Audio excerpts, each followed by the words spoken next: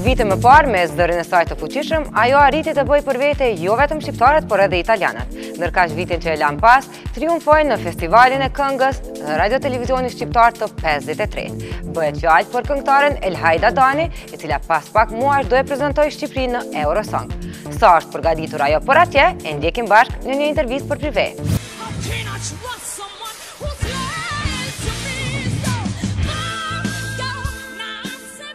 Elhajda u bërë shqiptarja e parë e cila theu kufijtë e shtetit të saj për të rrëmbyer titullin më të madh që dhuron një talent show, e në këtë rast The Voice of Italy.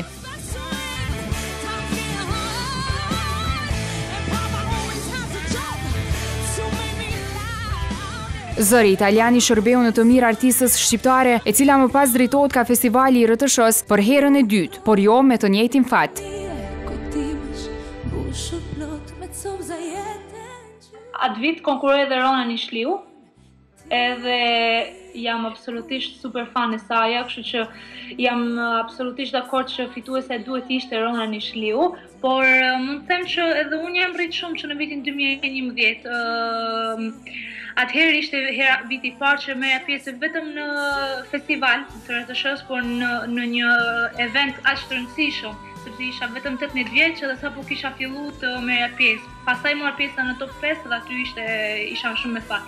Por ishte hera e parë që merja pjesë në një event të madh si RTS-ja, kështu që mendoj se isha akoma vogël për të fituar një çmim aq të madh siç është festivali.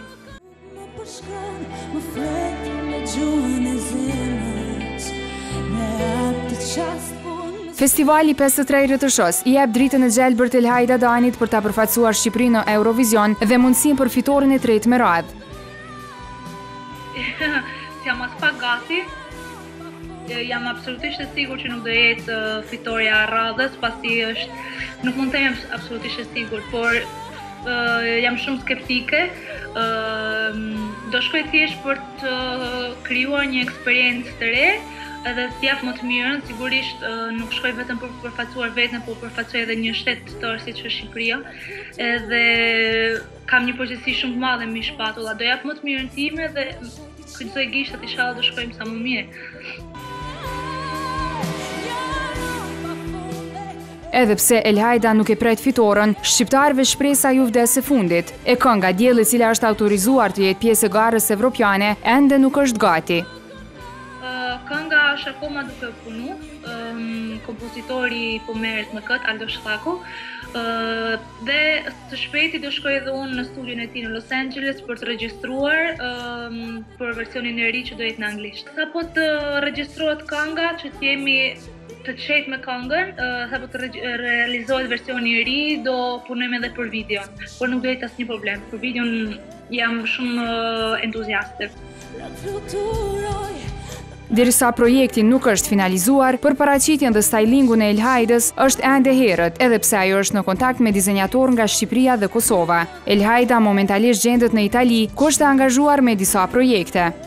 Dje sapo firmosa një kontratë për një event, për një talent show që do fillojë së shpejti në Itali, edhe do jem pjesë e jurisë dhe jam shumë e lumtur për këtë. Edhe po punojmë për këngë të reja, por mbi gjitha jam fokusuar tek kënga e festivalit, e cila do shkojë në Eurovision. Jam duke punuar shumë edhe për një event të ri që do kem në 2016 dhe provat i kemi filluar që tani. Është diçka që unë mezi po pres ta prek si ëndër, pasi do jetë një ndër gjërat më të rëndësishme që unë kam bërë deri më sot dhe do bëj deri në 2016.